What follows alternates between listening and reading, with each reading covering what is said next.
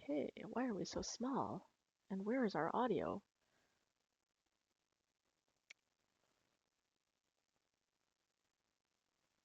All right, you There we go. guys. Yeah, we got audio. We're good. Audio The is uh, working. Hello, we're live. the Trash Heroes Hello. logo is like a little mustache for me. Oh heck, I updated it last time. Let me get the new. I'm gonna try and look like I'm holding it. Oh, I see. So you Yeah, modified the OBS frame, but it has not modified in the version. it has not. I have a different overlay that it's not over your face. Actually, Peter's body is actually a square Yeah, that that's has true. advertising space on it. We've rented it for this month. Yep.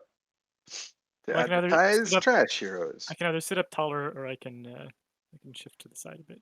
Oh, it's It's still okay using that my like old Alina made a different copy. OBS frame. It's Yeah, just yeah, the it's wrong just one is using the old there. copy. There's our new good one. Now it will not be all over your entire face. No, what the heck? Hang on. I gotta sort this out. We're really professional with this Q&A night. It's good. There you go. Did it go? Is it go better now? It was and then it wasn't. But I think Okay. that's just me seeing on the stream what I you just did in fixed it and then real I life. broke it. Now I fixed it again. So it's fixed. I Well, fixed I'll it. believe it when I see it. Oh, I'll believe it when I see it. Okay, I see also, it. I'm gonna share I believe my it now. screen tonight because I've got drawings that I am doing. Woo! So I'm gonna be fancy and share my screen. Look at this. Ooh. We can Oh, aren't do you the drawing fanciest? like I'm some kind of fancy art person. Fancy as you are pantsy. Yeah. You get to get like a real close up of my face as I draw. I'm like, hello, I'm just in the camera. Would you like to see my Oh, pores? that's nice. Oh, we have someone here. Oh, why are First you question, here? how many Oh, questions got can it. you ask? You can ask as many as you like. Yeah, we're just hanging out. Yeah. We're not fancy. I mean, we're probably only hanging out for like an hour, so if you have None of questions us to are ask that wearing will take pants. longer than an hour, It's true. Why is then that my won't work. stream not going? Yeah, there you go. No, now it's the whole screen. I don't want that. Just a bit, just a bit, just a bit of drawing. Ooh, cool drawing. Thank you. I want to do my take on Fetid. Nice. Hey, Although I love the way Jeff draws him because he's just like a little tiny dog, which is great. did you And I love Lars. tweet about the stream? Hmm? Oh no, Did you tweet about the stream? not Oh yet. yeah, I will do that. I'm just going over to Lars' stream and let him know since he enjoyed sending people over when he was done last week.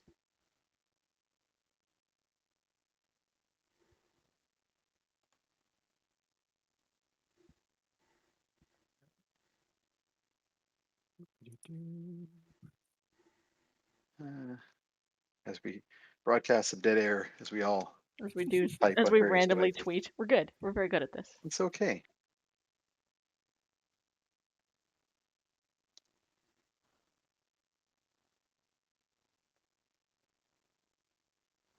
I've drawn like 5 tongues for Fetid because I couldn't figure out which one I wanted. So they're just all there. I'm gonna tweet about the stream. Stream. All right. There. I just went and sort of I'm just gonna posted retweet. on the I'm just retweeting Peter because it's fast. yep. I just went Joshua and posted Bacon on. asks, "How high can we count in 1 hour?" I just How realized how much my screen vibrates when I'm typing on this Oh thing. yeah. You're on Maybe the I won't do standing that desk. anymore. Yep. Well, I can count at least to 60 if I count once per second, It's true. being that there are 60 seconds in an hour. 60 seconds in an hour. That's right. Everyone write that down. It will be on the quiz later, and it is a fact. That's right. I might do no tongue. I might just do just little fangly teeth for him. Uh, are you streaming your desktop for the drawing? I don't see it. Yeah. It, Oh, it it keeps comes cutting up and out. says, your stream is still running. We've just paused the preview to save your resources. It's good. Yeah, You Discord got does under the same control? thing for me. Yeah, it just it wants to not run it when I switch windows. So I won't switch windows. And I had switched to There we go. Twitter. Oh yeah. Nope, This it little switched dude. again. What? Science facts, 60 seconds an hour. I Science mean, if you fact. want science facts, I have a whole slew of lectures here that I could just give. Well, it's just science night actually. Yep, I'll just dive into a 4th-year course and lecture on neural crest cell migration. I do like neural crest cell migration. Many of them I think every time become the you gonads. start to draw, it shuts off the stream. Why?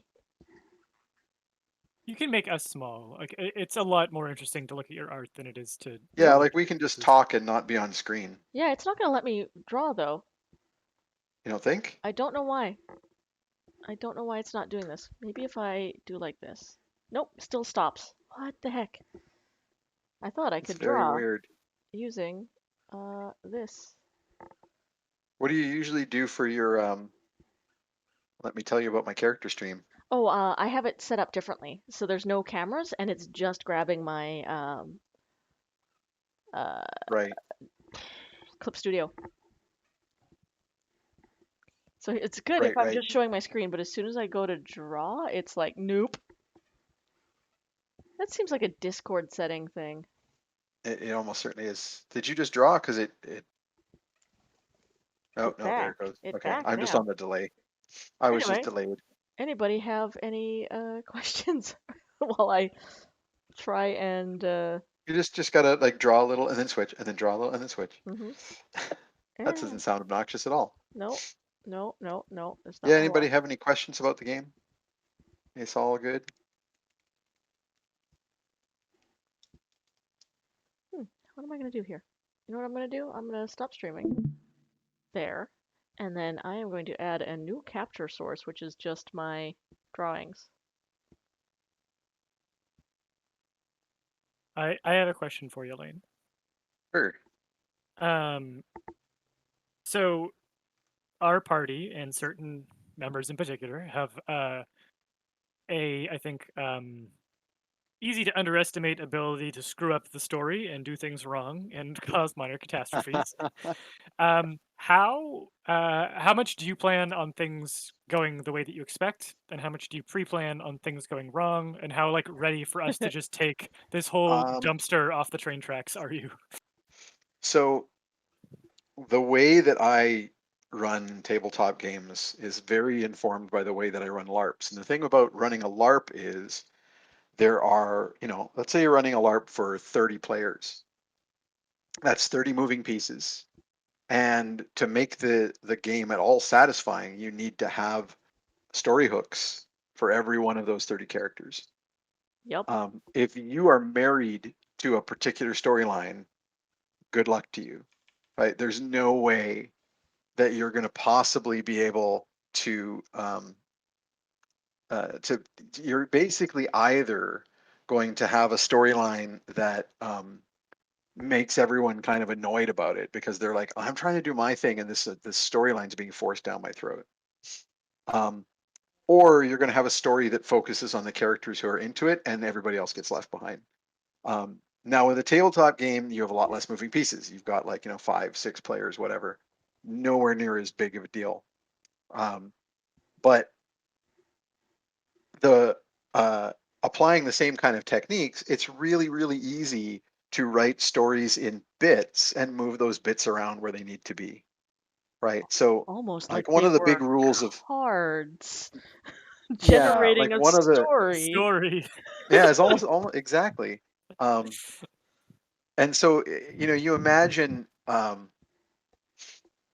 the number of times that I've been running a LARP. There's actually like a rule of thumb when you're running a LARP for information dissemination that you sort of start at one place, wait and see what happens, but with absolute plans to like push and push and push and push until the information gets out there. So like let's say one character did an investigation action and they learned some cool stuff about the plot and then they sit on it. So you've got 29 characters who don't know anything about the plot and nothing is happening. So the next game, you've got one other character who has visions, and you give them a chunk of the plot, and you got another character who's investing in something different, and you decide, I am now deciding that thing is now connected to the other thing. And you follow the rules of improv. Of course, LARP is basically a big improv exercise. So you follow all the rules of yes and, no but, and trying to make sure that you're keeping the story moving. It's really easy to apply those same principles to a tabletop game. So I didn't even start building this world until you guys made your characters, and I built the world around them. Because like if somebody So wanted to play like a Loxodon or something, obviously we'd be in an area where there was more of them, right? Yeah, I would change either where your characters were, or I'd change where Loxodon live in this world. Like the reason I put a bunch of the animal types in the southern jungle and not like where you guys are, and the reason I put you guys in the north is just because of the characters you made. It just fit well for the group. And so the next step for me, again, thinking as a LARP storyteller, was to build story hooks that are going to matter for each of your characters. So I got each of you to give me information about your characters and your background. And we, decided a bunch of things that I won't go into because I don't want to spoil it for the audience. But then I build additional plot about those things, and I just have that all in a bag. And I just keep my eyes out for where it looks like a cool place to hang things, just looking for hooks. And then, of course, the key thing, again, I would say this is a key thing for LARP storytelling, but there's no reason why it doesn't also translate to DMing, is to not be married to anything. Effectively, don't be, it's just like the writing rules of don't be afraid to Kill your kill your darlings. babies. Yep. Right. Is that if you start a storyline and the players just aren't into it, chuck it, right? Or change it or move it. It gets so if you have like a throwaway NPC that you meant to be nobody and then the players all really jump on it, great. Now you can write some stuff for that character, or you can take things you've already written that was, I'm not doing this, but let's say you guys really got into say a fishmonger.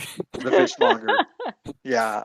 And you started really riffing on, like you were talking to Fishmonger and you're like, you know what you should do? Do you have any family? Do you have any brothers? You should probably like start some kind of public, like, is A any of you a town podcast. crier? A podcast.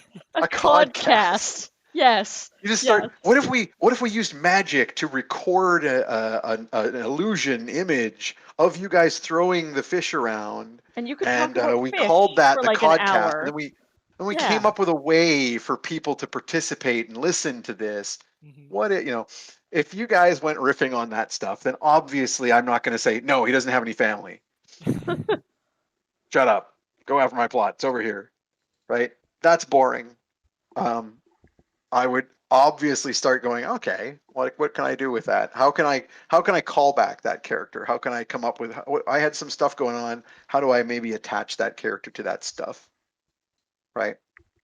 So I take a lot of rules from improv theater and LARP in particular, but in Canada in particular, there's a lot less sort of people in the woods with swords LARPs, and a the lot boffer style more. LARPs.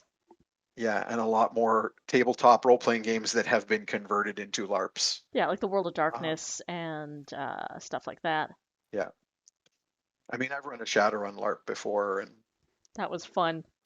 We ran like 3 Shadowrun like LARPs, that. you and I. I think lots that's of just good... called hacking. Yeah.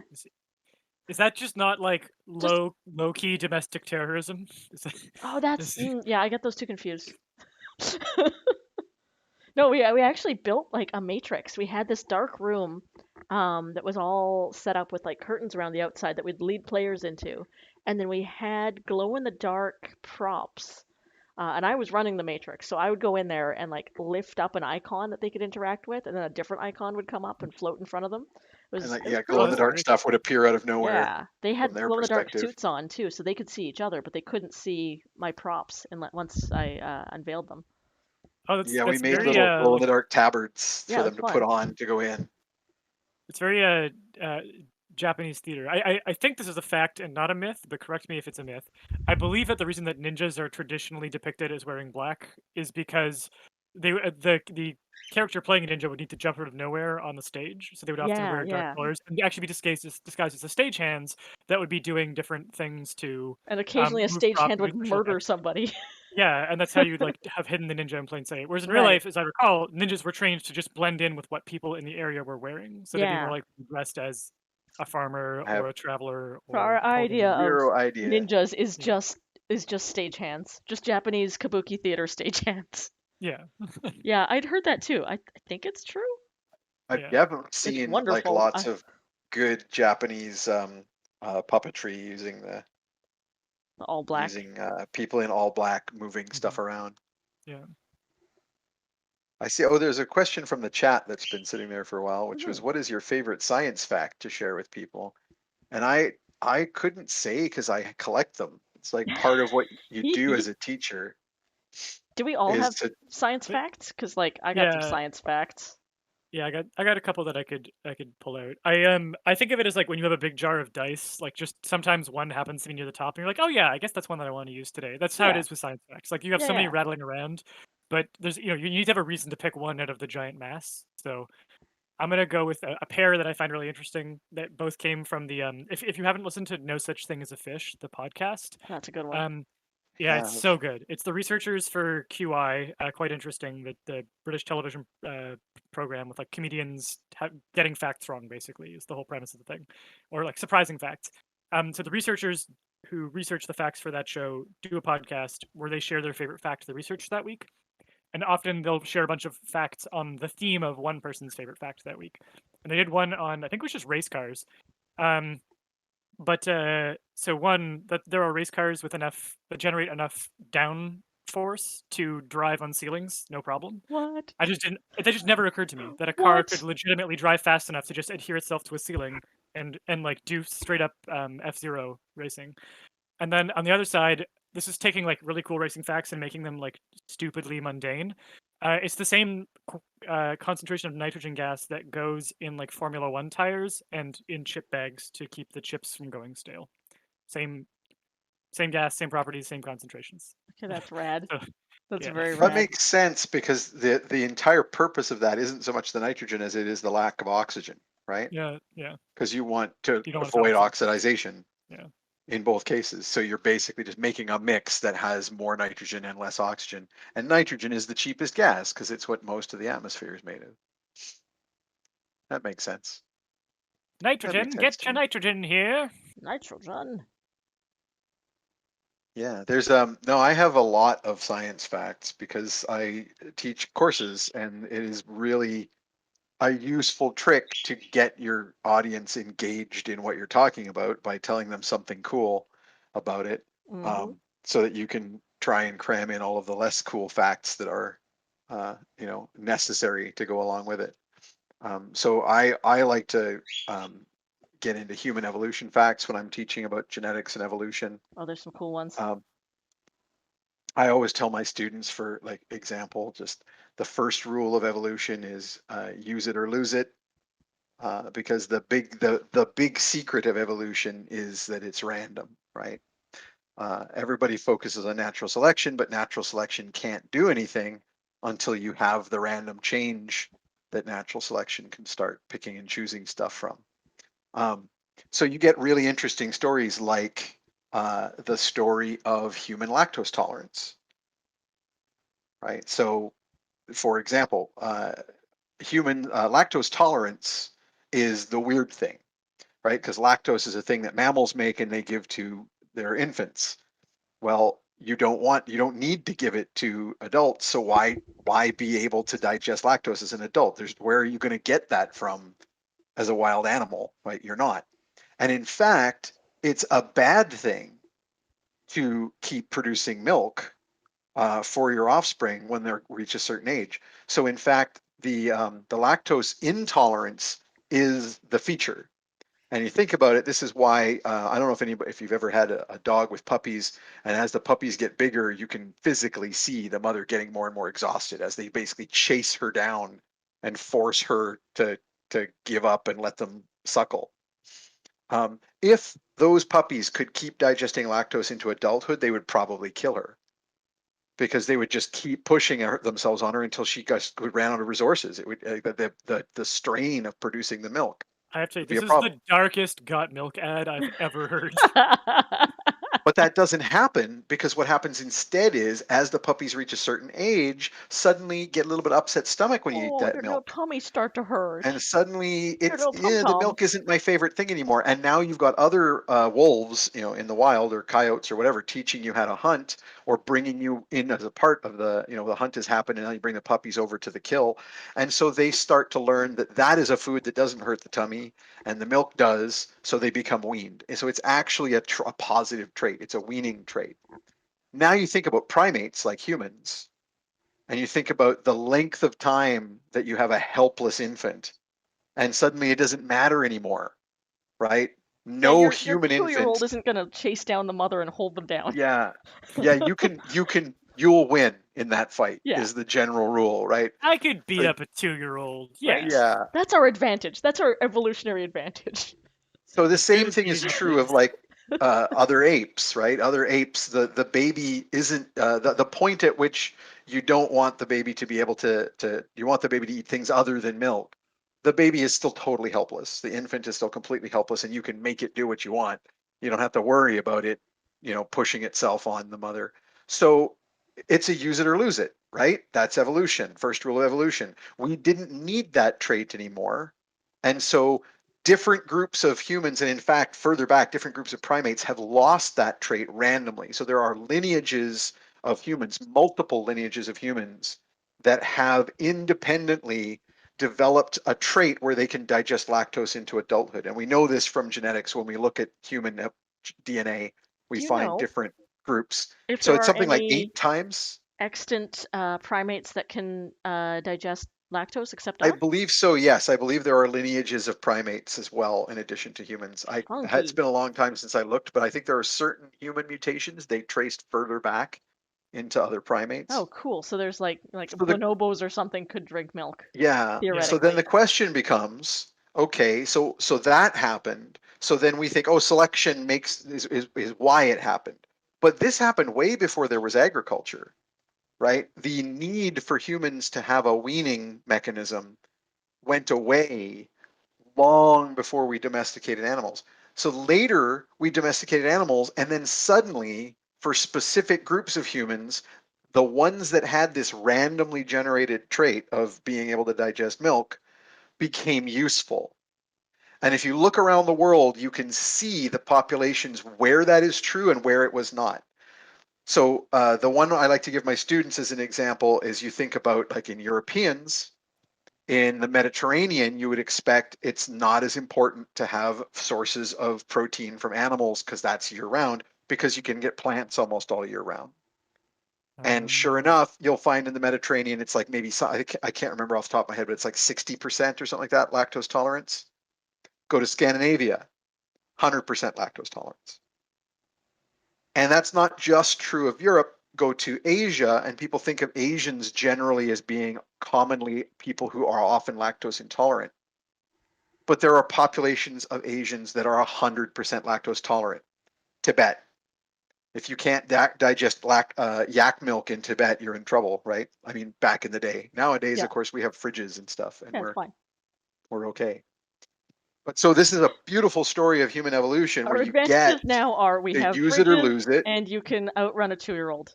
but That's you're that's you're what we you're do. laddering up to our D&D characters can order bonobo milk in Yes, game, and correct. there's evolutionary reasons why it makes sense. Correct. Perfect. Exactly. That's all I needed No, to know for the next episode.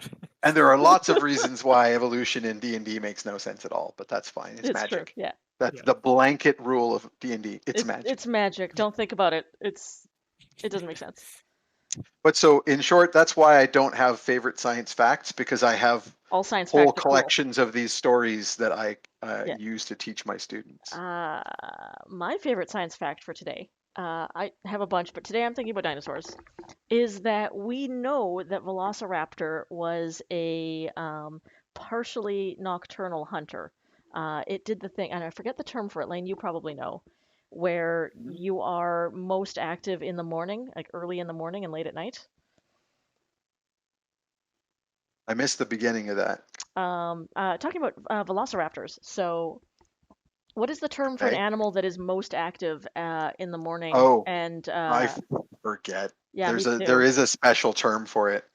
Yeah, I want to say estivism, but I know that's a different thing, and that's just the only word my brain's giving me because I'm drawing. But they were No, I think able. it's something like semi-diurnal Yeah, or I think something like estivism that. is when they hibernate partially. It's a reptile thing. But anyway, so they were able to take the scleral ring, which is like the ring of bones inside the eye that birds and reptiles have, and that we don't. We just have a big open eye socket, and compare it to modern extant birds, some of which are night hunting and some of which hunt by day. And they found that they have a very similar ring to a lot of birds that are most active sort of early morning, late at night. So we know a little bit about the habits of velociraptors because of their eye bones, which is pretty cool. That is really cool.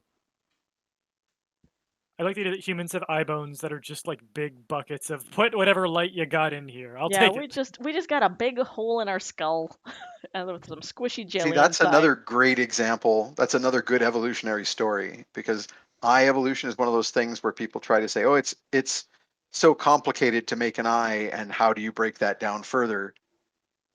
But of course, there are lots of examples of every possible like micro step along the way, and so that whole thing with the eye in evolution, that's a sinking, right? See, there are creatures that have just very shallow dishes with a light sensitive region at the bottom. And so that collects a little bit more light than just a rounded surface with a light sensitive spot. And then there are creatures with deeper pits and deeper pits. And then there are creatures that have the pinhole camera eye where there's just a hole. It's just a big hollow ball like ours is, but instead of a lens, there's just a hole. And then there's creatures like us that have a lens that forms. And there's other creatures where the lens is just trapped uh, lipid. It's like just a Just droplet an of oil oil, that's been trapped in a right? membrane. You can make cameras like that Yep. where they focus the light using the oil. Crepuscular is the term you were looking for. Crepuscular. Crepuscular is an Good, animal good. that is active at twilight. That's just Oh, the sound of the word makes it feel like when I wake up late. I would feel very crepuscular Crepuscular. if I like got up just before noon. I would Yeah. that is how I would use that word. Just on sound alone. bird question here. I Bird impulse question. bought bacon jerky, and I do not care for it. Would crows and seagulls like it? Crows and seagulls would love it, but it would be very bad for them. Any Yeah, kind of because it'd be salt is salty. awful for their Yeah, digestive health, so I would not feed it to them. They would eat it in a heartbeat. yeah, and then they would dehydrate Yeah, and be very sick. and get bunged up. Bunged up just like my little bird. Although We she was had bunged up a with eggs, not salt. well, I have a how's question she that just doing? says chameleons. Chameleons. I'm guessing that that's about the eye thing. I mean, chameleons have Is real Oh, is cool the eyes. question how does chameleons work? How does Because the chameleon idea is eyes? the eye, well, the eye still forms by, we evolve this pit that makes a round ball in the head, right? Way before there were chameleons in like the early reptiles and amphibians, they had this ball. But then you can take the whole ball and then move it further and move it outwards where there's more ability to move it around, They moved it real right? far. They took Well, that and to there an are different extreme. strategies. There are some very different strategies for eye movement, right? Because we have the whole ball inside the skull. The skull doesn't move at all. And then we have little tiny muscles attached to the eyeball all the way around it, Yeah. literally in all sort of 9 directions. You have a different muscle that you can pull on in order to move your eyes in different ways. Um, I don't whereas, like an, thinking about that actively. It's a little weird. Yeah. There's some really weird evolution there too, because we have two of those muscles have their own unique cranial nerves. Yeah. So they're probably later evolutionary additions. They're muscles that did other things that migrated and became involved in eye movement. It Oh, feels here, And I like gotta. they're both lateral. They're I'm both for gonna moving your sketch eyes an outward owl away from the skull. middle. Because the other option you got is you can do an owl skull thing where it's like, Yeah. here is my long tube of an eye. There's the owl eye, and here's where the light focuses at the back. Woo, like Yeah. this. Light goes And then you there. gotta And then you can't literally move the entire actually skull. move your head because you can't move a cylinder within a skull. Yeah. That's just how owls do. They're real weird. That's why their whole head moves. And that's not uncommon. There's a lot of animals where the whole head moves and the eyes are held Yeah. still. Yeah. And then the crazy thing with something like a chameleon, the ability for those eyes to actually have moved out of the face so that they are all in their own separate cups that are controlled separately from the rest of the head It's is weird. a whole nother thing. That's wild. And people who move their eyes independently, this is another one of my favorite science facts to teach, is that we know that there's no such thing as natural. And then this is a wider question, but we talk about like, oh, when you're born, you know how to X, Y, Z. And the answer is no, no, no, you don't. Everything is learned, like everything. When a baby is born, they have to learn how to focus their eyes. They literally have to learn that certain muscle, like thought, certain involuntary thought causes the muscles of the iris to open and close It's and actually really funny allow when you your watch eyes to them learn focus. it, because like before they're just kind of like looking around randomly, and then Yep. one day they just sort of be like, "Oh, I can see if I do Yeah. this thing," and they kind of look And drunk. It's very yeah, funny. there's a point at which babies learn that the flapping things around their head are attached to them and they can control them. Yep. That is a learned thing. And this is why, and the way this works is you literally build new circuits in the brain as you learn how to do these things. So before you can walk, you do not have the circuitry in the brain that controls the sequence of muscle movements that is the series that you do to take a step. Learning to walk, the process of learning to walk is the process of rewiring the brain so that you have those circuits. You need like And that is a why, rote circuit to go fire this muscle to lift yeah, this and balance like this. so that you don't have to think about, okay, I got to do this movement in the thigh and then this movement in my knee and then this movement in my foot. You don't have to think about that. It's all part of the circuit. But this is why different people have different skills and abilities, like crossing your eyes, moving your eyes. If you can't do that, it's just because you have not yet built the circuits to control the muscles that way. And you can train yourself how to do that, which is why comedians who like watch their face in the mirror and practice can make weirder facial expressions than other people can. There are people who can't wiggle their eyebrows. That's not like a weird, people say, oh, it's a genetic trait. No, it's entirely due to the plasticity of the brain and what you've learned to do and what you haven't. And you can sit in front of a mirror and train yourself which muscles you need to like raise one eyebrow and There's a not the couple other. things that some people can't do though, right? Because there's like certain There's a muscles couple, that people don't Yeah, have and other people do. like the I thought ear there was. wiggling. Yeah, I because thought I there was can. tongue folding too. Tongue Yeah, folding Yeah, is the tongue folding is a that's genetic. combination of the two, but there's I believe it's a tendon, it's an attachment that is of a different size in the muscles between the two halves of the tongue. And if Right. it's not, if it's in one configuration, you can't do a certain fold. The Fascinating. big one though is the ears, the ear wiggling muscles. There's a pair of muscles on the back of the ear that some humans have and some humans don't, and it's I've an got those. evolutionary yeah. leftover. I can wiggle my ears. It's very good Yeah. for entertaining small children. It's the same muscle that cats use to like lay their ears back or put their ears forward. And it's one of those things where, again, evolution says use it or lose it. We don't need it.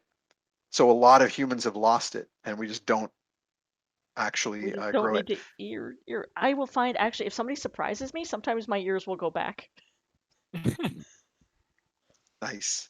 You're a tabaxi. Yep. Yeah, that's it. There we go. I was wondering how many minutes we go without saying a D&D thing, so that if like a newcomer did drop into the stream, it They're was like, like, oh, a D&D stream, and they're why is talking it about science? babies can't see good. Hmm, Talking there about we go. science. Hello, science and D&D. That's our brand. Indeed. I keep drawing this and I'm like, I don't know if Fetid is gross enough. I need to make him grosser. He's too cute. Ulmaris longest muscle in one hand and not in the other. That's pretty cool. Yeah, there's a lot of the thoracic duct, which is the major lymph duct that brings your lymphatic system back to your heart and blood flow. Most people just have one thoracic duct, and some people have a secondary duct running down the body. Whoa. I forget the name of it. it gets a special name because it's always smaller.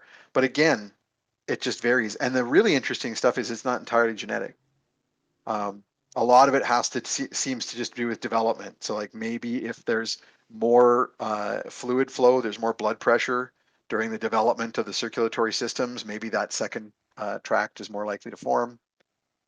Did you know that nobody with that condition has ever been elected to office in the United States? Really? Because they're Which all condition? lymph duct candidates. Ah. Good. Good.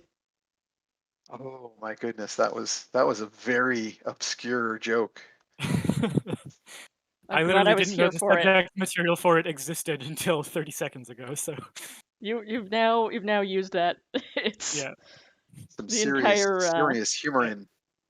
I'm one of those people who, when a space to make a pun appears, the actual person creating the opportunity like vanishes from me, and I'm Yeah. just like waiting for that moment The where I pun is can here. like, okay, yeah, what you said, but But funnier. Here I'm horrible. Yeah, this is why I'm bad at improv. Is I don't know how to build a scene. All I know how to do is wait for the moment for like, set me up and I'll dunk, Yep.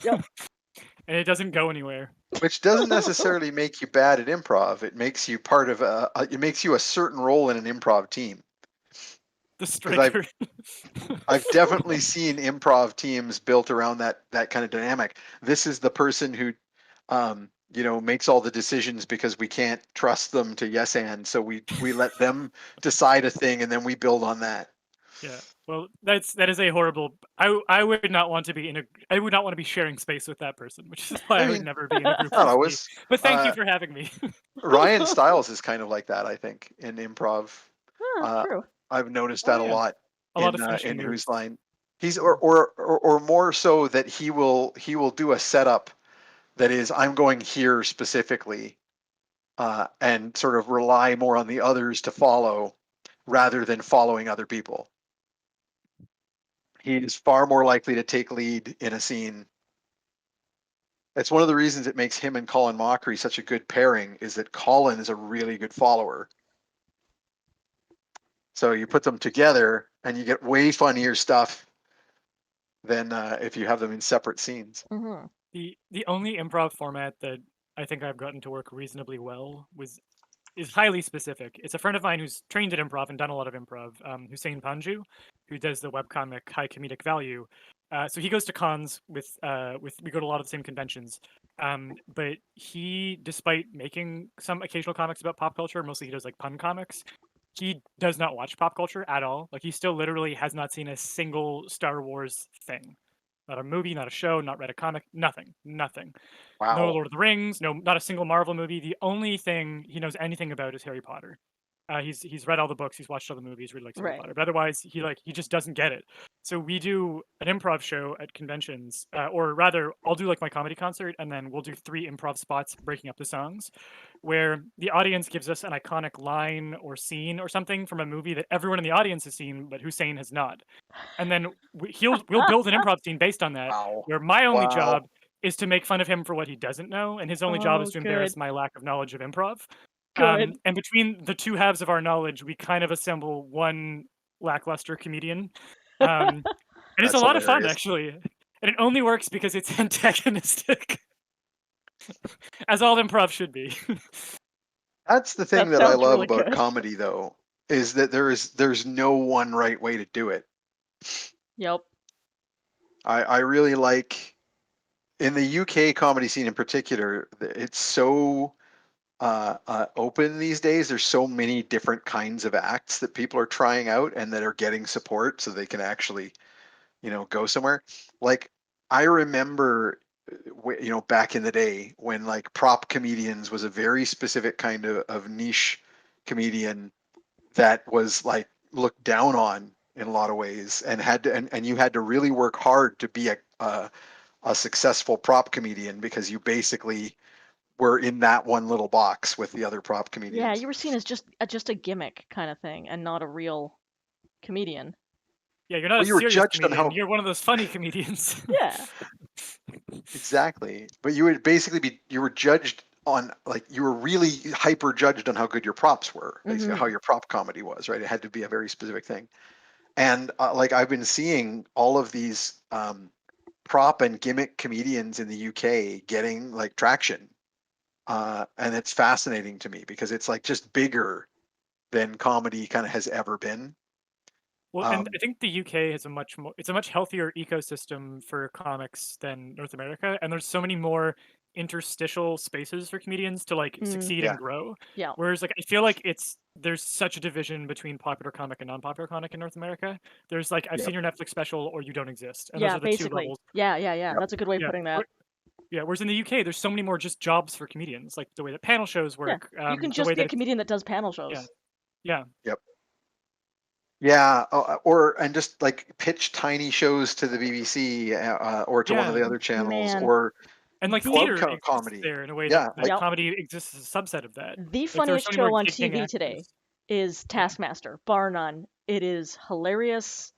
There was nothing else like it, and it's. I have not actually seen it. Explain me man, Taskmaster. Oh, it's so good. Layne, you want to Do you tackle this know? one? Well, I mean, you might know the names. It was created by Alex Horn. The Who Horn you might know section. Alex Horn in the Horn section. Yeah. And it really works only primarily because Alex Horn has this brilliant ability to come up with ridiculous tasks. Yeah, it wouldn't work without the over-the-top cleverness tasks. of the tasks. Yeah.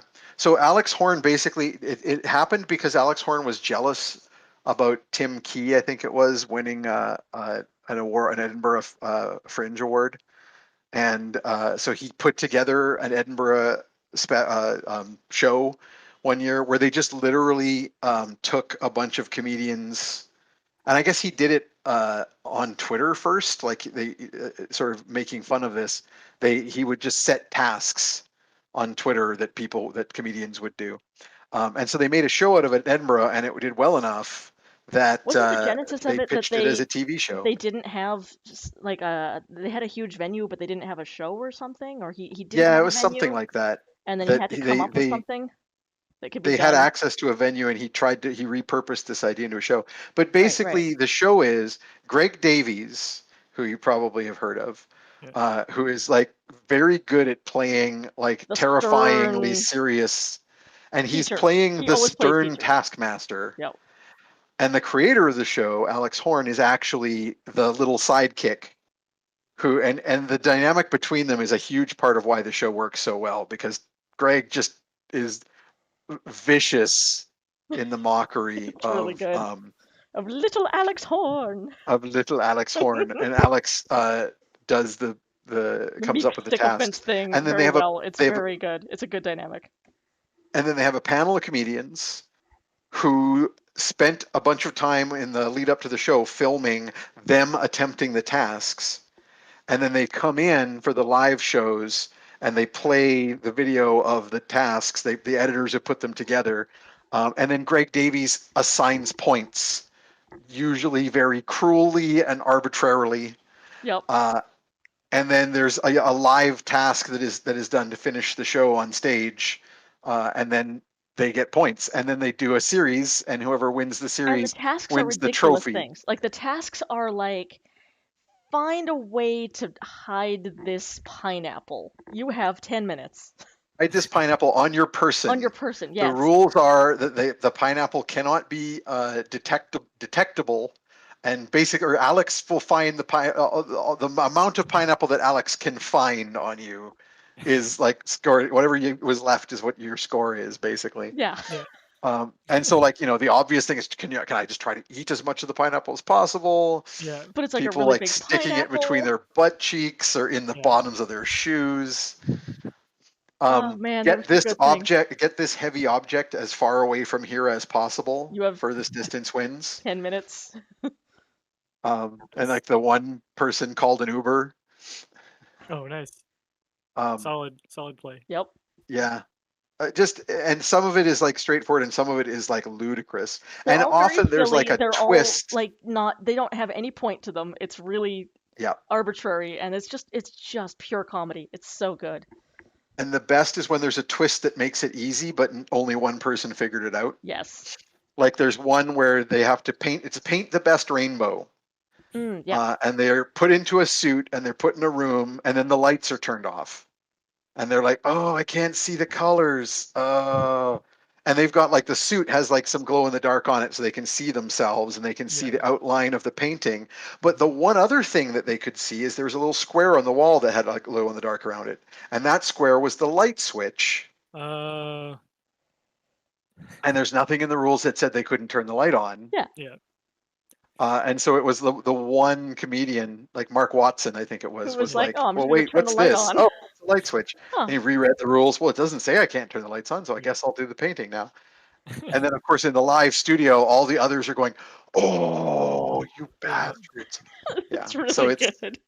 Doesn't say in the rules that a dog can't paint a rainbow. Mm-hmm. a serious question. Commentary is it common for people to try comedy as a hobby versus having showbiz ambitions? I know a lot of like I don't know what the numbers are on that, but I know a lot of people who have tried stand-up comedy because they were interested. Mhm. And I don't know how many of them were like, no, I definitely am doing this because I have that showbiz ambition, and how many of them were like, I just want to try this. But like I have like at least I can think of like at least 4 or 5 friends off the top of my head that that aren't stand-up comedians but attempted it at one time. Yeah, or people who do it for the fun of it, and they're not trying to build a career. They just like being able to go up and Well, because there are work. things Yeah, like improv nights and open mic nights yeah, where you can do comedy or comedy adjacent yeah. And there are without a lot of making a career of classes it. for like I just want to learn the basics to stand up, and I think it'd be fun. Or like you can find courses on that. And I assume if there's supply, then there's demand. Hmm. Yeah. Yeah, I think there's some of that. I think you see less of it because those people are quieter about what they do. Yeah. They're not on the street corner hawking the show pamphlet. And they're not all over your Facebook timeline being like, "Come to my comedy show." So I think you see less of them because they're just calmer about the whole thing. Just chill. Yeah, and I also think it does matter where you are. I just saw that Paul in the chat said, I live 45 minutes away from LA, so my sample size is biased. I think Yeah, that's true. I think that if you're somewhere where comedy is like really big, like Chicago, there's probably a lot of people who are more into it just for fun because it's not, Hollywood isn't right there in terms of like an avenue for professional comedianism. There's certainly a lot of like small theater group comedy in Chicago. mhm. And if you're like, in some small town in the Midwest and there's like a comedy club that does open mic night, obviously no one is going there with delusions that they're going to be in a blockbuster film anytime soon or something like that. One of the things too, like you were saying, Peter, about like the panel shows and stuff, like the US really doesn't have any of the kind of way to make a career in comedy that isn't grinding the clubs Until you slash get a get special. your TV special. Mm-hmm. And Yeah, that's basically it. There isn't even as much comedy live theater as there is in the UK. and I think there's I think a lot of the comedy live theater in North America is attended by other comedians, or the proportion of Mhm. comedians in the audience is higher. Whereas I think in the UK, there's just a bit more of a practice of going to see things live. Period. Yeah. Yeah. Well, I think about like I was going to say farce, but that's the wrong word. What do they Oh, call it? panto? Panto. In the Like UK, right? that's Like like a everyone huge goes thing. to Yeah. Panto. That's like a holiday tradition. Hmm. It's not Christmas Well, if you just haven't gone to a children's like panto. theater Yeah. that's child friendly in general is Mm-hmm. like there's just a lot less of that in North America. It's like you would never take your kids to a Broadway show. What are you talking about? That's an adult activity. That's only for dates. Any other questions, folks? Any questions about the game? We've had a lot of Random interesting science I questions, have facts. a but question. not related Is to D&D. fetid gross enough? Is my question. I It's think pretty that looks gross. freaking amazing. He's got like mud caked feet or foot right now. I gotta ink the other foot. And Oh he's yeah, got Nice. he's got some hat rats. I need to put yeah. a rat in his hat. Gotta have a rat Gotta have a in a hat. hat. Rat in the We Hat. all know Good, that classic Dr. Rat in Seuss the book. Hat, Rat in the Dr. Hat. Seuss. Yeah. Yeah. Yeah, but don't be confused thinking this is a rat that wears a hat. No, no. No, this is a rat that lives in a hat that This something is a else wears. small lizard man with a rat in his hat. It's completely different. Yeah. This is an old rat that lives in a hat. Mhm. There was an old An old woman rat who who lived lived in a hat. I in a don't know hat. for sure. Yeah, something like that. I think that's canon. How many? I'm not curious. How many of our subscribers are here? I see Toad and Yoshi. I think that might be the only subscriber that's here right now. Follow-up question from Paul Twitch username. Oh, Would Fetid be a supermodel if he would just dress nice, bathe, and let his hair out of the rat bun? now that is an interesting question because that gets at the heart of one of the things that bothers me the most about Dungeons and Dragons. Is charisma? Is charisma. Yeah. Because the question is, which of the dozen plus reasons for a low charisma is the reason for Fetid's low charisma, Yeah. right? And this is a problem in D&D big time because basically you have people saying, oh, an elf can never have a low charisma because they're beautiful. And of course, it's like, of course they can have a low charisma because an elf can be an asshole, right? And in fact, if you're particularly, in my experience, a lot of very beautiful people are real big assholes, right? Mm-hmm. But unfortunately, there is no separation of those mechanically in Dungeons and Dragons. So you simply go, this person has a low charisma for reasons. Yeah. So I would have to ask Jeff: is if you washed Fetid, how much of his like 8 charisma, how much of his 8 charisma is due to his hygiene choices, and See, how I much feel is like due to Fetid is other like things? Fetid's like one of those cars that if you put it through a car wash, nothing would come out because all it was dirt the whole Yeah. time. It's just holding him. He's just a bunch of kobold being held together by dirt. Yeah, I My think theory. I'd have to ask Jeff. Ugna really thinks that Fetid is charming for being a small pile of filth. Yeah. He's cuddle sized. I mean, everybody's cuddle sized when you're Ugna, so Well, and that's what it at the core of my issue with this in D&D is that, and this is not a shout out against D&D because a lot of games do this. yeah. There's the decision of what the mechanic is supposed to be. There's the goal that is put forward by the game designers, and then there's the practicality of what the mechanics do. And those often don't connect because not enough thought was put into it, or because it was done. There's only so much budget, and you build things in a rush or whatever. So, this is a mechanic that's like 40 years plus old, like goes all the way back to the beginnings of D&D.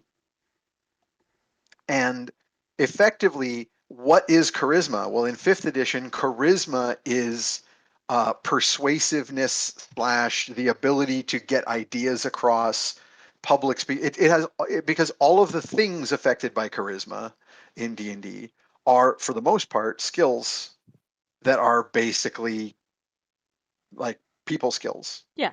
I mean, right? in the other game I play in, Something Wicked, my character Mikey has a very low charisma, but they are a very charming character, and it's mostly because they are like the awkward nerd artificer who's like, oh, I don't talk to people very often, and they kind of talk like this, and they've got a stammer, so obviously sending them in to negotiate is not going to go over super well.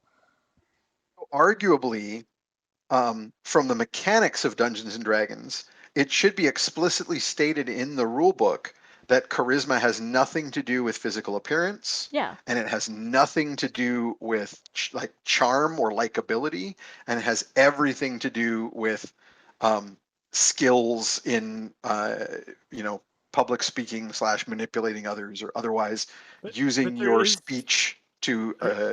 affect things. Because there is supposed to be that separation where skills are learned and ability scores Yeah. are, if not innate, then something that's a bit more that like if you got knocked on the head and got amnesia, you wouldn't forget to have Yeah. an ability score. Yeah. Um, but yeah, problematically, charisma. There's never charisma has been an amalgamation of different things that make people good better at convincing people of things that they want them to Yeah. be convinced of.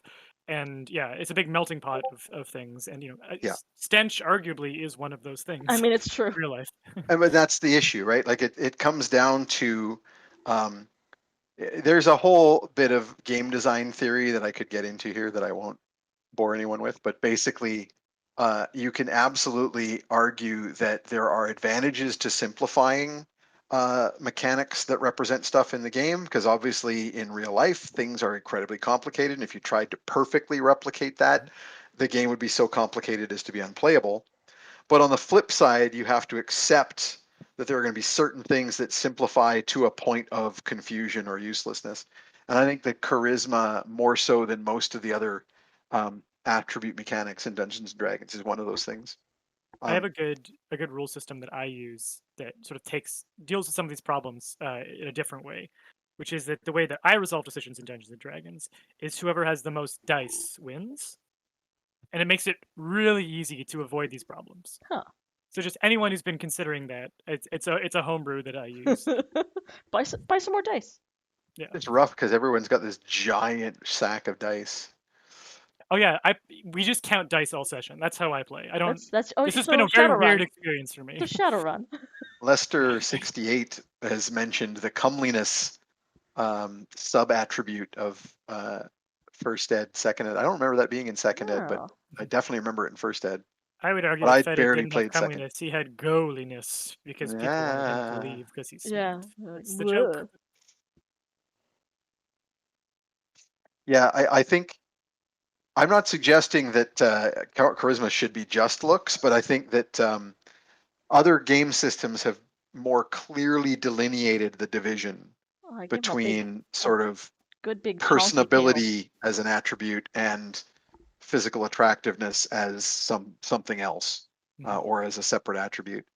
And I'm not saying necessarily that D&D needs to do it. I've run D&D like God years ago, where I actually had an appearance attribute that was separate from the main list, and it was just chosen by the player. I just kind of went, it doesn't really do anything mechanically, but if people want to set that so that we know, oh, this character is like elvishly attractive, superhumanly attractive, we'll mark that down and write that down.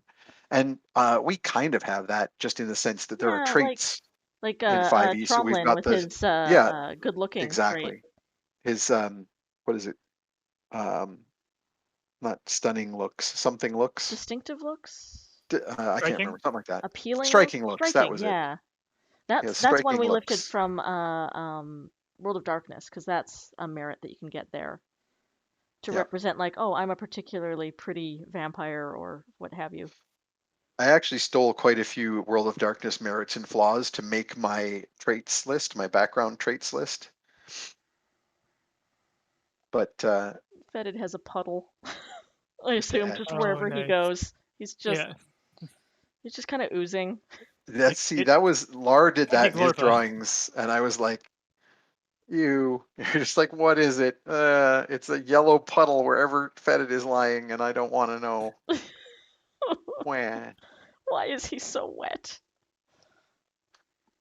Why is there slime? I gave But him I mean, a big chonky tail, and I stick by that. Like His the his tail like drags on the floor. his tail chonk tail. Whatever. His tail is thicker than his leg. Yeah. To follow up on that, just I saw Good for Lester counterweighting. saying, yeah, it is a social attribute. And so basically when I say this is one of the things that bothers me in Dungeons and Dragons, it's the they've tried to address this a little bit in the text in the player's handbook. But I think it makes it even muddier. But like the whole idea of, oh, I've made a character who's high social and I'm just going to try and do everything doing social stuff, right? I'm playing in another D&D game where I'm playing a bard, and I'm struggling with that concept. Like I've got charm spells and social manipulation abilities, but it's that you want to go, okay, what is the puzzle solve in this situation? What is the trick that I should try and do with my character abilities that will maybe help us get out of this situation? but it's really easy to overly go, well, I have this ability that just says I can convince people of things, Or do it all the time. and you can easily fall into a trap where, as a player, or as a DM, if depending on what you're allowing, for to be like, oh, okay, well, I convince the monsters to leave us alone, and then the next encounter I convince the monsters to leave us alone, and the Yeah, next and it's encounter like, I convince the oh, monsters. so you never actually That's fight just what I do anything. now, That's just social brute force. Yeah. Yeah.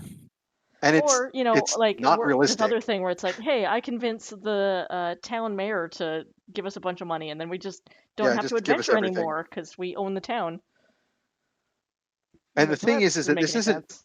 You don't want to get rid of this because like con artistry is a fun thing in stories. God, Mhm. especially in our Um, story, I feel like we're gonna do some con artisting.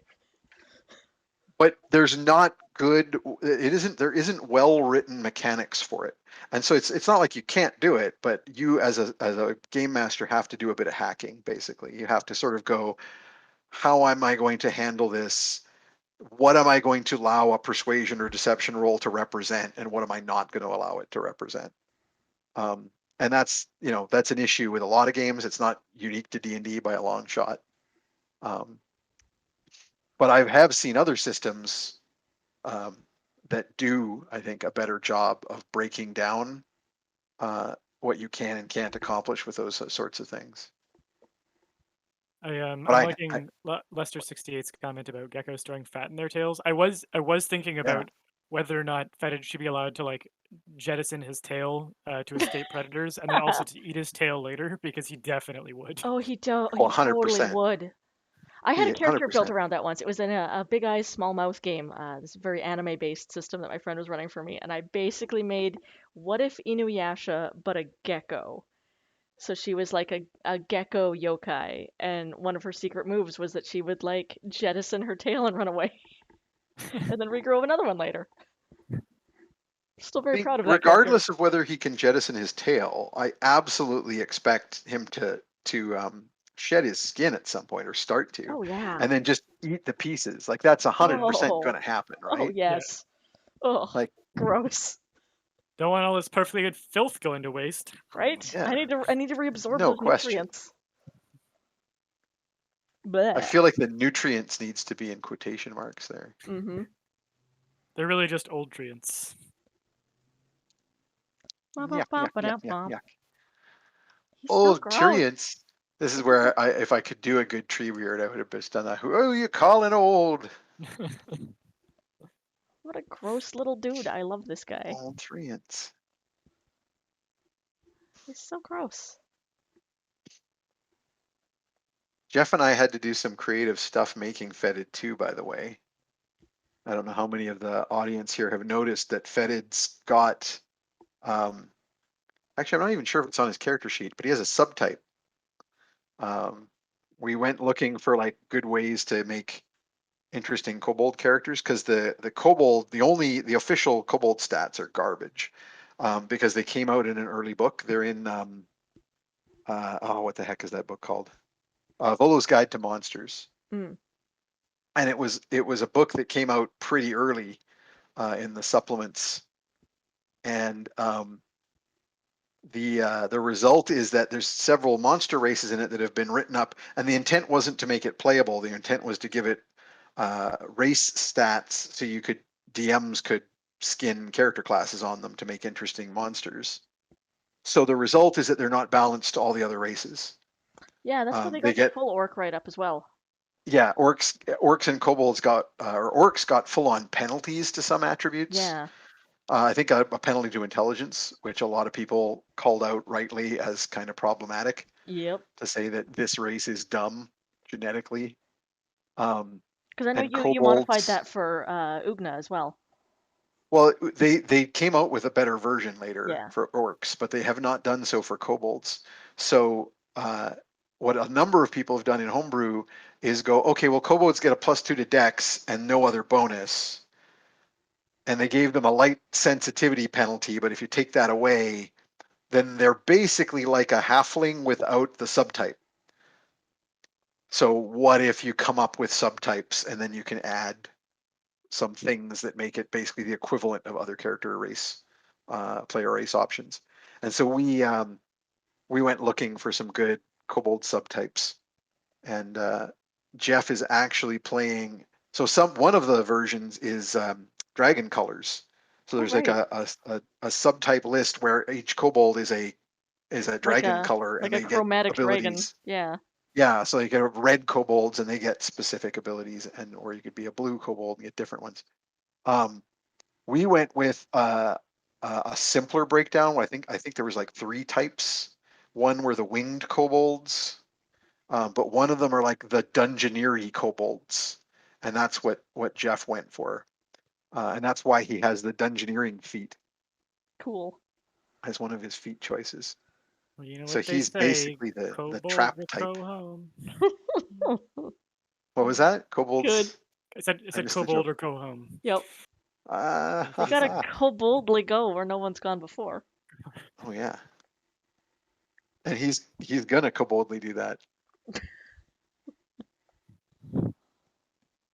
It's not gonna be great. I think I am gonna hop off now. I do Yeah, want I to was Yeah, gonna that's say for you're great. gonna some wrap final up here. piece, but I gotta run. We Sounds usually good. only do this for like an hour to an hour and a Yeah. half, and I think we're probably, if there's no other pressing questions in the chat, I think we might just wrap pretty quick here. I will post a finished version of this on our Discord. If people still want to join the Discord and need to get a hold of me, you can send me an email at wheregeekcomic@gmail.com, and I will get you hooked up. Oh You can yeah, for come hang Toad out and with us. Yoshi for sure. So if you missed it last time, Toad and Yoshi, we set up a special Discord for subscribers, and so far no one is on it, but that's just because we haven't We haven't got pushed it. contact with anyone to add it. Yeah. You basically either have to, you can set it up yourself if you go to your Discord and sync it with your Twitch account, or you can just send Alina an email with your Discord username. Either way, you can get added. And if there's anybody else on the subscriber list who's listening to me currently or in the future, you can do the same. You either go to Discord and sync it, your Discord account with your Twitch account, and then you'll automatically be subscribed, or you can just email Alina at wheregeekcomic@gmail.com. Yeah, that's me. All right. If there's no other Gross boy. questions, Look at this gross boy. He's this is really pretty good. disgusting. Oh yeah, Sounds good, That's- Toad and Yoshi. that's a slimy feller. He doesn't smell good. I like the swarm. I like that you're putting in the insect swarm. Yeah. Yeah, It also makes him look grosser. yeah. It really does. There's a very pigpen vibe from that. Yes. Our good pigpen kobold. I'm torn between, you're going with the lankier version, Yeah. and I like it a lot, and but I'm torn between, like, Lar did the super I chunky, love and Lars you chunky did the super little guys. lanky, I love and it. I'm like, It's easier to imagine this one using a bow, because the chunky that's ones, true. it's almost hard to imagine like. Almost, Yeah. he almost comes across more like a Oh, dog. hey, there's Lar now. Oh, it's Lar. Yay, hey Lar. Hello, Lar. I just Hello, love that Uncle Lar. all of us are gonna draw all of the characters slightly differently, and I love that. And I really want to see everyone's version Everyone's version of everyone. of everyone. Oh man, I can't wait for people to see the new Glorpa drawing. Oh God, the Glorpa drawing. Glorsa. So good. be in the show intro when we get it finished. Yes, I am working on a show intro. Hey everybody, secret subscriber facts. It's gonna be great. I think I already told the chat last Q&A that Jeff has written an intro theme song. Hell yes. Oh, Music. it's so good. It's so It's so good. rocking. And so, like sometimes yeah, we'll turn it on just to listen to it because it's really good. why don't we show off the Glor's drawing for there's only a few people. Subscriber glorses. Yeah, there's only a few, it's not subscribers only, but That's true. it's still, there's only a few people. Oh, I didn't Also, download this Glor's still yet. says that next Trash Heroes is May 22nd, by the I'm way. gonna change that. I'm gonna download Glor's and then I'll show her on this screen. Oh, Kaichu said that they did sync and didn't see the subscription. I'm just going to pull up. Oh, really? I'm going to go into the mod list and see if Oh, I I can love this see you as a drawing so user. much. Danielle is really amazing at drawing everything, but also horses. Yeah, it's still only saying 4 members. We must have like a problem with the setup for that channel. Hmm. We'll have to go in and see what we can do about the settings. Okay, then Kaichu and Toad and Yoshi, then just send emails to Alina with the name of your. Oh, and Lar too is also a Yeah, yeah. subscriber. Just send Alina emails with your Discord name, and we can add you Okay. to the I did not subscriber draw this. Discord. This is Danielle's It's so drawing, good. but she's So so good. good. I love it. Glor's I is love it. mwah. I love the like almost Godiva hair. Yeah. Yeah. Like I love the that's like an ugly giant version of the Lady Godiva horse. the giant horse lips. Yeah. Terrifying. I love For her. smooching plants. Gotta smooch those plants.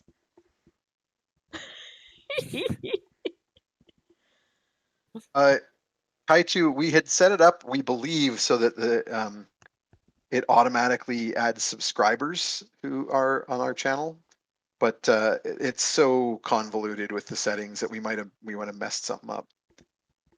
But yeah, if you just give We will find out a way to get y'all added. Alina your name, Yeah.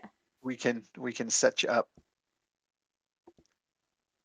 But I'll definitely mention that to our friend Good gross our little friend guy. Torpedo Bench, Oh, Torpedo Bench. who helped us set up the Discord. He's like a Discord expert. Yeah, because as it was, it took him like 10 minutes of setting things. So Mhm. like, there's a lot of settings. Speaking of settings, hey chat, how are you feeling about our Oh yeah, we got our new setup. stream quality here? Because Yeah. we got our new internet. Hooked up and moving. It's real good. I got Zoom, high zoom. quality settings adjusted. Oh, Large just said that he just did the yeah, Oh, sweet. there we go. Large just got into the subscriber list. So Nice. it worked for him. That's weird. Yeah, I'm hoping no lag at all because we've got like literally 10 times the speed. That we had before. Yep. So being in Canada, we have some pretty awful provider companies. God, he is just brown on brown on brown, this guy.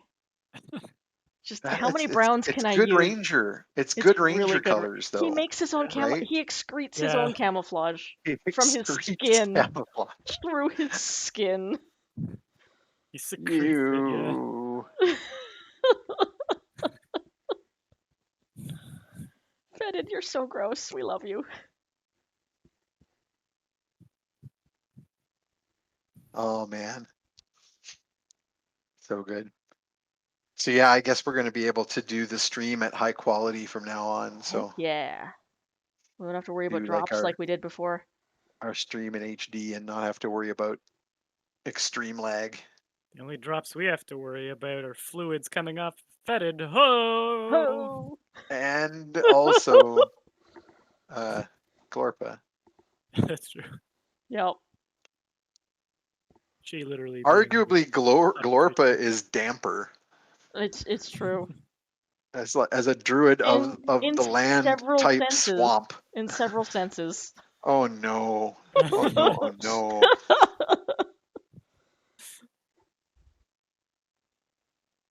Oh no, what have I done? No. What have I done? One of the things that I'm really excited to see for our subscribers once they get on the Discord is supposedly, from what I was reading, the Discord custom emoticons will be usable in Twitch. Yeah. That's what I read, and I'm really hoping that that's true because that's really cool if that's true. Because like you already put quite a few funky emojis into Yeah, yeah. Discord, right? Yeah. like the Nat 1 And D20 roll. I did all of the little slime dudes that I made. So we'll have like an expanded slime emoticon. Yeah, I am excited to see if what I have read is true. Yeah. I think I can even do animated ones. And over there, What? we can like do little animated GIFs and stuff. I definitely want to have the character emotes. I'm We really also have to capturing figure out, yeah, the essence of fetid. as Lar put it, his excretions. Yeah. You're capturing his excretions. Oh, he looks so stinky. This boy does not smell good. So good. Now just imagine, since your character Ugh. has picked She has touched that this up. thing. Like, if she wasn't Uh, Ugna, I would be like, you need to make like a roll for not getting some sort of terrible disease oh, from Harry having been David near is him. also a subscriber. Oh, sweet. Harry David, you also can get access to the subscriber Discord. You can either sync your Discord to your Twitch account and it will automatically add you, or you can email Alina and get added. Heck yeah. Sweet. Kaitu says the video is looking real good. Oh, nice. Yeah, new quality. Get that Oh, Toad and Yoshi quality is in the picture. Discord. Oh, sweet.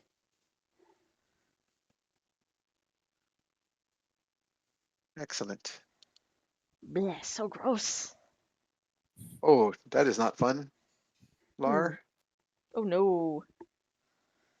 But yeah, Harry, Glorpa is a water genasi. In my game, I am doing a thing where the races, such as genasi and tiefling and so forth, are just variants of humans. I really don't like, as a geneticist, I'm really irked by the idea of these races as to whether they breed true, right? So the idea is that these are races where magic can make a human into this. So it makes no sense that there's like a whole group of them that interbreed and produce new ones, right?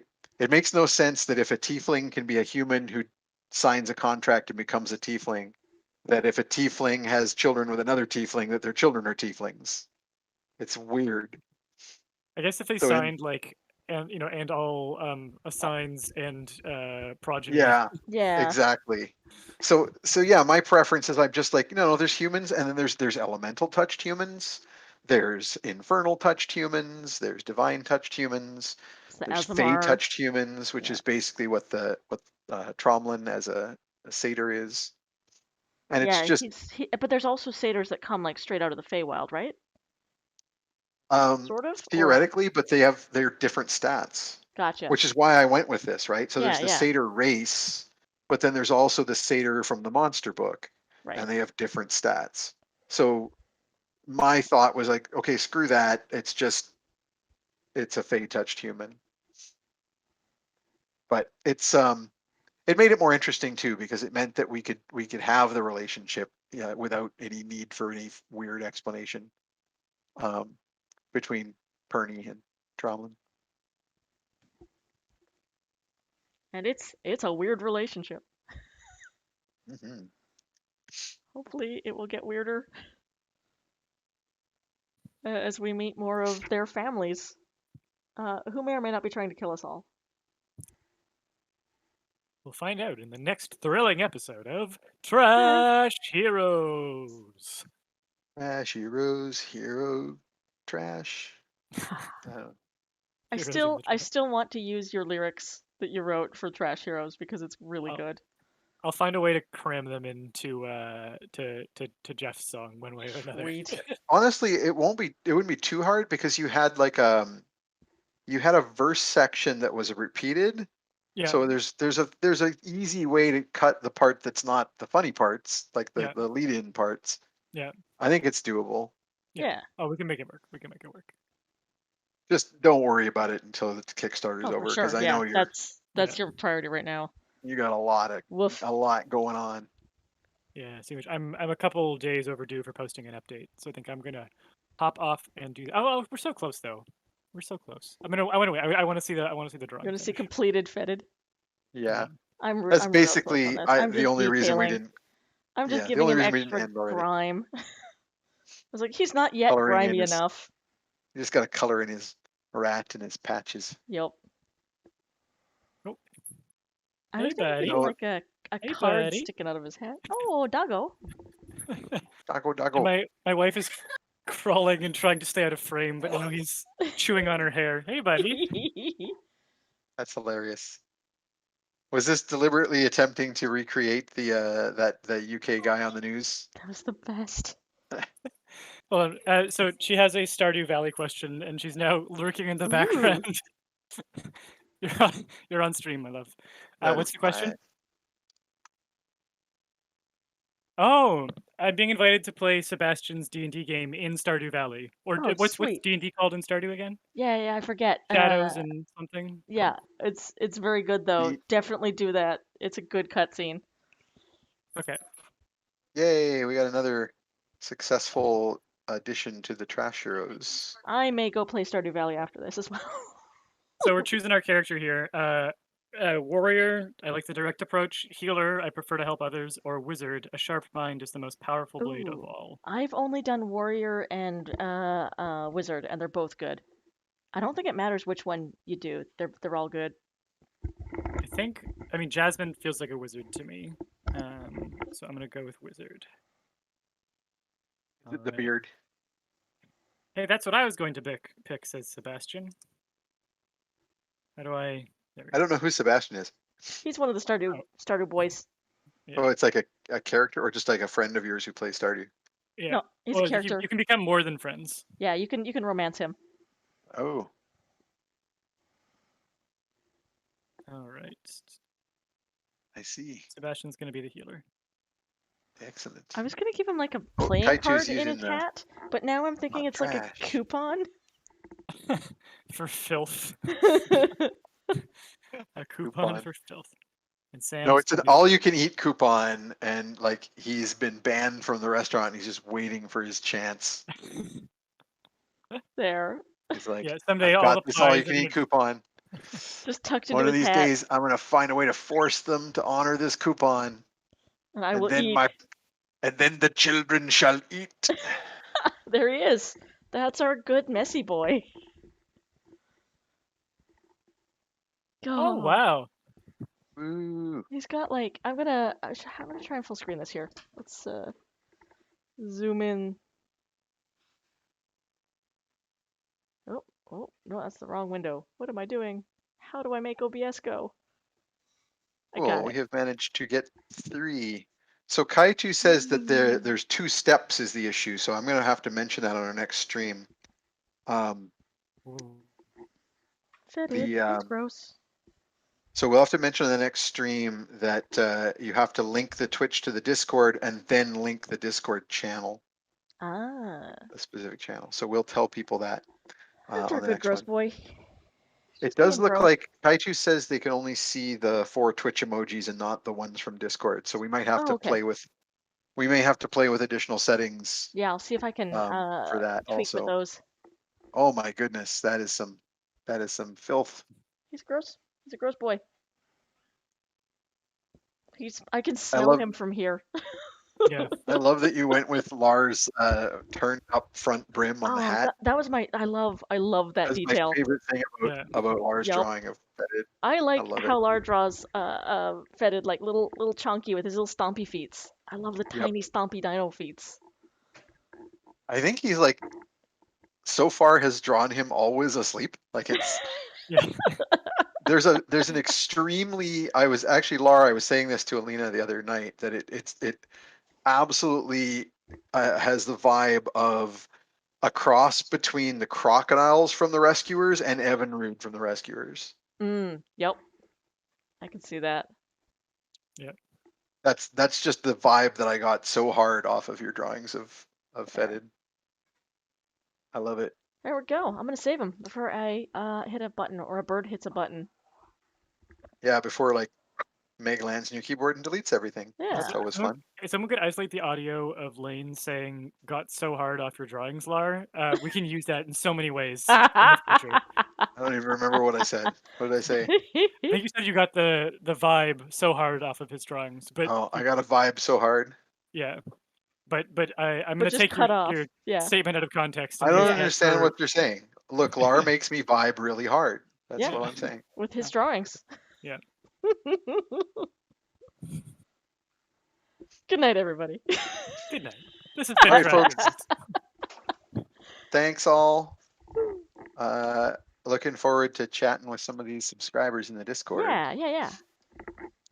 We'll talk to And you later. as before, if you're watching this later or if you're watching it now, if you're a subscriber and you want to get into the Discord and you've not been able to figure it out, just send an email to Alina at wheregeekcomic@gmail.com and Alina will set you up. All right, everybody. Talk to you later. Bye. Bye.